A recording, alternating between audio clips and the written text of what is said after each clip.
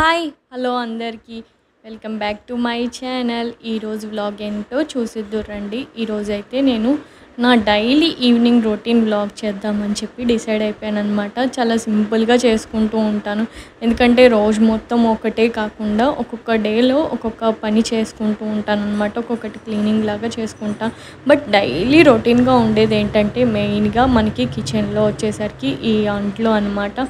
So అంట్లు తోముకోవటం ఒక ఇది అయితే వాటిని నీట్గా అరేంజ్ చేసుకోవాలి కదా. మళ్ళీ నీట్గా అరేంజ్ చేసుకోగానే మళ్ళీ ఉన్నవి ఉంటూనే ఉంటాయి, వస్తూనే ఉంటాయి, వాటిని క్లీన్ చేసుకోవాలి. ఇక్కడైతే నేను ఈ ప్లాస్టిక్ ఐటమ్స్ అనేవి ఎందుకు స్టోర్ చేస్తానంటే ఎప్పుడైనా ఇంటికి ఎవరైనా వచ్చినా లేకపోతే ఎవరికైనా ఏమన్నా పెట్టి పంపించాలన్నా యూజ్ అండ్ త్రో లాగా ఉంటాయని చెప్పేసరికి నేను అవి అయితే స్టోర్ చేసుకుంటూ ఉంటాయి, ఎప్పుడైనా బయట నుంచి తెచ్చుకునే ఏమన్నా ఉంటే.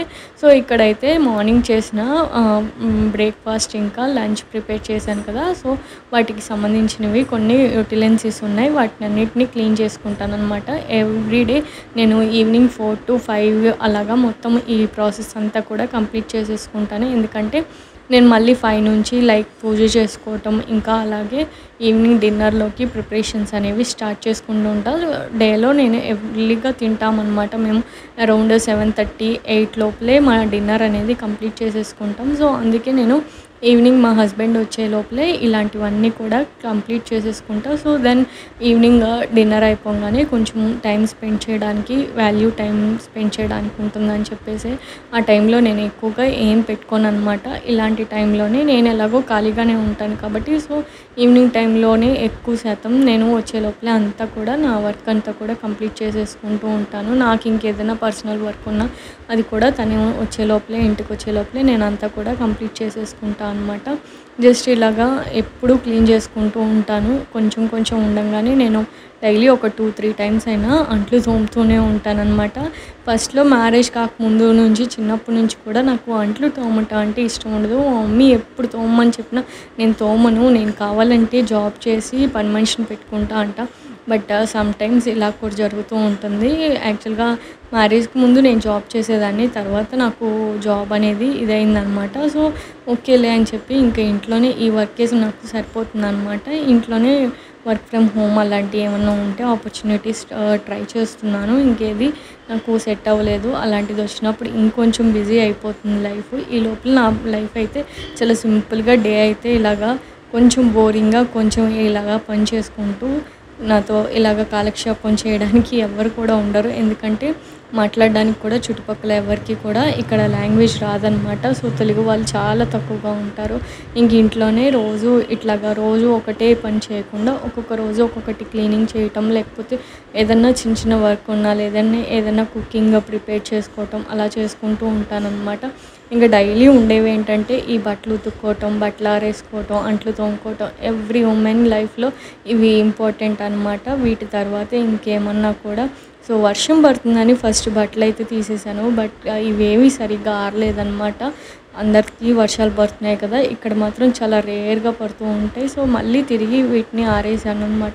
ఇంకొంచెం వర్క్ అయితే ఉండిపోయింది. నాకు మెయిన్ వర్క్ ఏదన్నా ఉందంటే ఇది క్లీన్ చేయటమేనమాట. రాగి బిందెను వాడతాను, స్టీల్ది అయితే వాటర్కి అంత మంచిది కాదని తెలిసింది, అర్థమైంది కూడా. నేను మ్యారేజ్ అయినప్పుడే నేను ఇట్లాగా మా నాన్నమ్మది ఫస్ట్లో ఏదో బిందె ఉంటే దాన్ని నేను మార్చేసి గంగాలాన్ని ఇలాగ తన గుర్తుగా నేను ఇలాగ బిందెని కొనుక్కొచ్చుకున్నాను. అప్పటి నుంచి కూడా ఇదే యూజ్ చేస్తూ ఉంటానన్నమాట. దీనికోసం నేను చింతపండు నానబెట్టి కొంచెం ఇది మనకి బయట మార్కెట్లో దొరుకుతుంది కదా, ఈ వెండి సామాన్లకి, రాగి సామాన్లకి క్లీన్ చేసుకుండే పీతాంబరం పొడి. సో దాంతోనే క్లీన్ చేస్తాను. బట్ చాలా టైం పడుతుంది, ఒక 15 minutes వరకు అయితే ఇది క్లీన్ చేసేసరికి సరిపోతుంది అనమాట నాకు.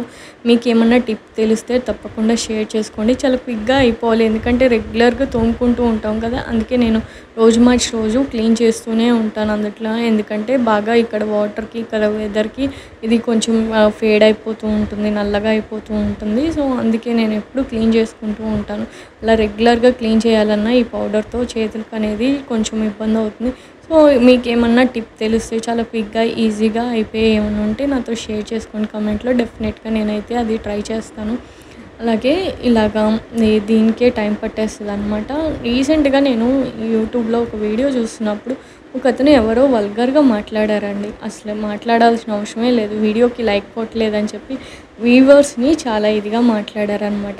సో, తను ఏం చెప్పారంటే, నేను ఒక రైతుని, రైతు కష్టానికి మీకు అర్థం తెలీదు అది ఇది అని చెప్పి చాలా ఇదిగా మాట్లాడారు. సో, రైతైనా ఎవరైనా ఎవరి కష్టం వాళ్ళకుంటది. అందుట్లో మేము చేసే పని అందరికీ నచ్చాలి. ఇప్పుడు నేనైనా ఎవరైనా కానీ అవతల వాళ్ళకి నచ్చితే ఆటోమేటిక్‌గా అడగకముందే లైక్ కొడతారు, సబ్స్క్రైబ్ చేసుకుంటారు, షేర్ కూడా చేసేస్తారు. సో, మనం ఎంత అడిగేది రిక్వెస్టింగ్‌గా అడిగినా అది వేరేగా ఉంటుంది.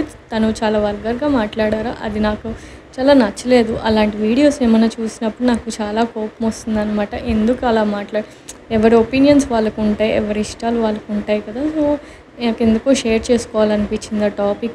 చిన్న టాపిక్ అయినా కానీ నాకెందుకో అనిపించింది. ఇంకొంతమంది చేస్తారు రైతు అని చెప్పి. కానీ వాళ్ళవి చాలా బాగుంటాయి. నేను కూడా వాళ్ళవి ఫాలో అవుతూ ఉంటానన్నమాట.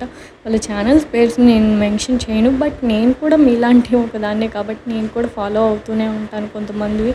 సో, కొంతమందివి చూసినప్పుడే అనిపిస్తది.